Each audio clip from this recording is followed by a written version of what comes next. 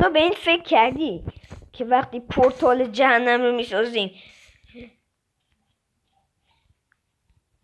پورتالش بنفشه ولی وقتی میریم توش نارنجیه؟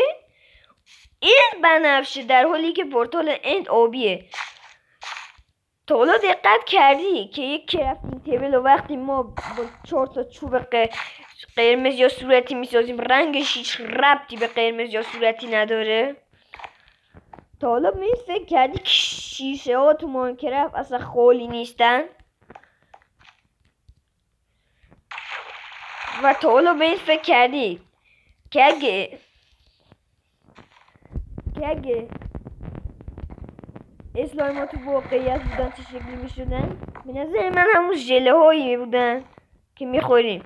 حاجی دیگه فکر کنم حالتون از ژله به هم خوردم، به هم زدم. برابرش یه لحظه برابرش تا حالا به این فکر کردی که شیر توی ماینکرافت چرا افکت میبره؟ مگه ما تو دنیای واقعی وقت شیر رو میخوریم فکرمون از سرمون میره؟ منطق. تا حالا به این فکر کردی که گوسفند سیاه چرا سیاهه؟ گوسفند سفید چرا سفیده؟ نرسید ریدم. تا حالا به این فکر کردی که اسلایم که همون ژله است چرا ترامپولینطوره؟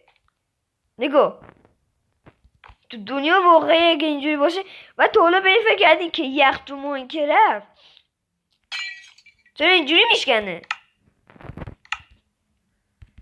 یخ تو ماینکرافت چرا سیده شیشه میده؟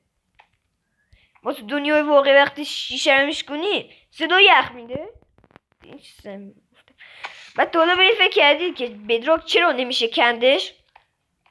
مگه ما تو ماینکرافت سنگی داریم که نمیشه کند؟ بله چون هیچ کس تا حالا اونو کشف نکرده. چه چرت پرتی داره میگه.